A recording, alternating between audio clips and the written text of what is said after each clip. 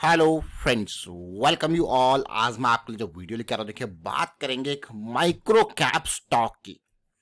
देखिए आपके सामने यहाँ पे इस चैनल के माध्यम से हम ऐसे ऐसे स्टॉक्स लेके आते हैं जो बहुत ही हिडन होते हैं, छुपे हुए स्टॉक होते हैं, उसका न्यूज से कोई लेना देना नहीं है और purely on price action basis पे आपके सामने स्टॉक्स आते हैं। एग्जाम्पल की तरह बहुत कुछ हम उनसे सीखते हैं। कुछ स्टॉक्स भाग रहे होते हैं, कुछ भाग चुके होते हैं, कुछ भागने वाले होते हैं और कुछ आने वाले टाइम पे भागेंगे। ऐसे स्टॉक्स आपके सामने आते हैं। हर किसी की कैटेगरी अलग होती है, लेकिन हर स्टॉक में सीखने को बहुत कुछ होता है। यहाँ पे जो भी वीडियोज आपके सामने आते हैं लर्निंग पर्सपेक्टिव से आते हैं, तो सीखते रहिए। और साथ में आपको जो प्रैक्टिस कही जाती है वो प्रैक्टिस बहुत इंपॉर्टेंट है। देखिए किसी भी चीज़ में मैं कहूँगा, किसी भी फील्ड में प्रैक्टिस बहुत इंपॉर्टेंट होती है। और मार्केट में अगर आप प्राइस एक्शन की बात करें तो प्रैक्टिस और ज़्यादा इंपॉर्टेंट हो जाती है। रिस्क मैनेजमेंट बहुत ज़्यादा इंपॉर्टेंट हो जाता है। तो चलिए माइक्रो कैप स्टॉक के साथ समझते हैं क्या कुछ होने वाला है, क्या कुछ हो चुका है और सीखेंगे बहुत कुछ। आगे बढ़ने से पहले मैं आपको बता दूं, अगर आपने अब तक चैनल को सब्सक्राइब नहीं किया तो जल्दी से सब्सक्राइब कर लें, बेल आइकन को प्रेस कर लें जिससे आपको नोटिफिकेशन आती रहेगी। और अगर आप रेगुलर व्यूअर हैं और अभी तक अब देखिए स्टॉक वीडियोज आप जरूर देखते हैं, सीखते भी बहुत कुछ है, लेकिन लाइक और कमेंट नहीं करते। देखिए शेयर कीजिए, लाइक जरूर किया कीजिए ताकि हमें भी मोटिवेशन मिलते रहे और ताकि हम आपके लिए और वीडियोज इस तरीके से क्रिएट करते रहे। तो लाइक जरूर करें। देखते हैं, एक्सपेक्ट करते थे इस बार जो भी वीडियो देख रहा होगा लाइक जरूर करेगा। तो अब देखिए आज हम बात करने वाले जो स्टॉक है उसका नाम है SRG housing finance limited. SRG housing finance बहुत ही छोटा स्टॉक है, 260 करोड़ का मार्केट कैपिटलाइजेशन। देखिए 15 के पी पे ट्रेड कर रहा है। कुछ टाइम पहले हम आपके लिए एक और छुपा हुआ स्टॉक लेके आए थे, उग्रो कैपिटल, जिसका अब मार्केट कैपिटलाइजेशन 2000 करोड़ के पार हो चुका है। जरा इस स्टॉक को देखिए। अब उग्रो कैपिटल को अगर आप देखते हो, ये इसका वीकली चार्ट है। ये स्टॉक रडार में आया था बहुत ही सही टाइम पे, बहुत ही सटीक टाइम पे। उसका कारण भी बताएंगे कि क्यों ये रडार में आया था। और आप देख सकते हो इसका ये वीकली चार्ट। देखिए चार्ट में जब भी हम लाइंस ड्रॉ करते हैं बॉटम्स को टच करते हुए या टॉप्स को टच करते हुए, वही लाइंस कॉमन होती है। अगर उग्रो कैपिटल का जब आपके सामने 170-80 की रेंज में ये स्टॉक का वीडियो आया था तो आप क्लियरली देख सकते हो और समझ सकते हो। देखिए ये रेंज देखिए उग्रो कैपिटल का, ये देख सकते हो आप, एक 180 का प्राइस भी था और उम्मीद थी कि बहुत जल्दी ये 230 के टारगेट को पार करे, वहां पे कंसोलिडेशन दे, फिर आगे की कहानी। अब उग्रो कैपिटल को आज की डेट में आप देख सकते हो 230 के पार पहुंच चुका है, बल्कि 240 पहुंच चुका है। और ये कौन सा टारगेट है, यही तो इंपॉर्टेंट जोन है। देखिए लाइन में जैसे मैंने आपको कहा कि कोई ऐसे एक्स्ट्रा लाइंस नहीं होती, सिंपल प्लेन लाइंस होती है। ये सारे हाइज को टच करते हुए यही तो लाइन पहले भी ड्रॉ करी थी। और कौन सी लाइन ड्रॉ करी थी, ये लेवल की लाइन ड्रॉ करी थी 180 वाली, देख रहे हो। और एक ये लाइन ड्रॉ करी हुई थी बॉटम वाली। तो ये कॉमन लाइंस है, कोई नई लाइंस नहीं है। और ये लाइंस हम पीक को टच करते हुए और बॉटम को टच करते हुए यहाँ पे कंसोलिडेशन देखने को मिला था। बस यही कारण था आपके सामने स्टॉक आया था। और मेजर कारण क्या था वो देखते हैं इसके छोटे टाइम फ्रेम पे जाके। देखिए ये इसका डेली का टाइम फ्रेम है। एक पॉजिटिविटी थी यहाँ पे, क्योंकि हमेशा जब भी कोई भी चीज़ ब्रेकआउट होती है वहाँ पे कंसोलिडेशन अगर आपको देखने को मिलता है तो वो बहुत ही अच्छी बात है। देखिए उससे पहले हमें ये कंसोलिडेशन देखने को मिलता है। इस टाइम पे आपके लिए वीडियो लेके आए थे, एक पॉजिटिव साइकिल स्टार्ट हो रही थी, एक पॉजिटिव साइकिल स्टार्ट हो रही थी, बढ़िया रैली थी, कोई बात नहीं। अब देखिए आज हम बात करने वाले हैं एसआरजी हाउसिंग फाइनेंस की।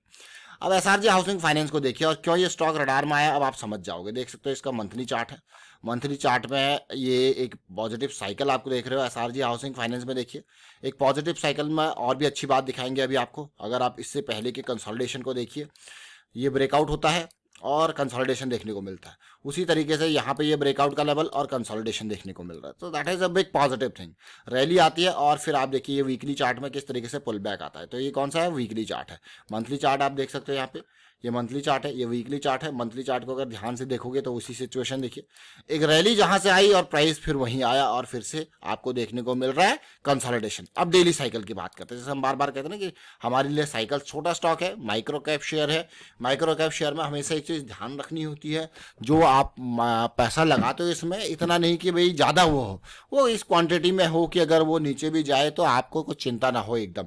ताकि आप अगर यहाँ पे क्या होता है, एक बफर जोन, मान लो मैं निकलना चाहता हूँ, मेरा स्टॉप लॉस है, मैं 200 पे शेयर को खरीद रहा हूँ और मैंने स्टॉप लॉस लगाया डीप वाला, मैं कह रहा हूँ भाई 130 का मेरा स्टॉप लॉस है, ठीक है। तो मैं 70 पॉइंट का स्टॉप लॉस लेके चल रहा हूँ, यानी कि अगर मैं 100 शेयर खरीदता हूँ तो 7000 का लॉस। अभी हम बात कर रहे हैं बिल्कुल एक लेवल की। या इससे पहले अगर मैं खरीद रहा हूँ शेयर को 150 के लेवल पे, और मेरा स्टॉप लॉस था 110 का, ठीक है।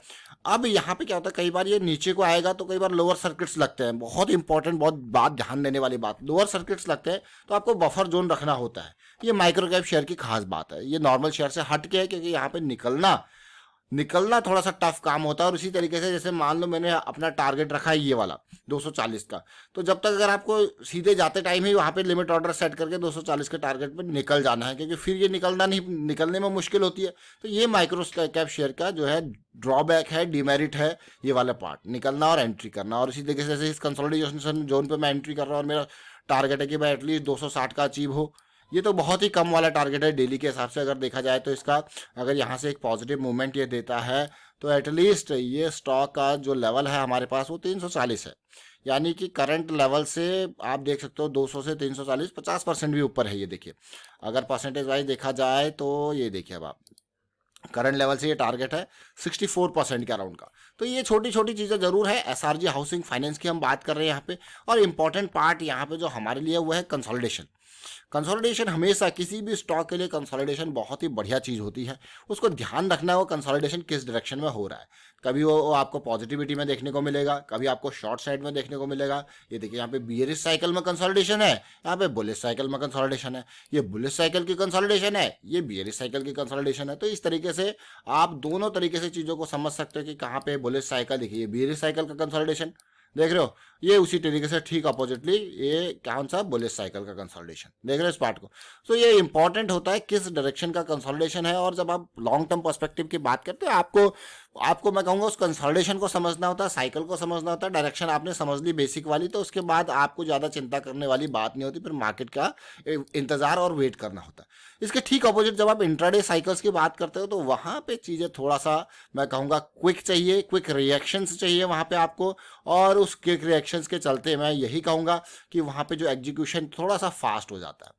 आप ये चार्ट देख सकते हो, एग्जीक्यूशन वहाँ पे फास्ट हो जाता है, देख सकते हो अब आप ये किस तरीके से प्राइस यहाँ पे आता है, यहाँ की इसको ब्रेकआउट करता है और फिर से इसी के आसपास सपोर्ट लेता है।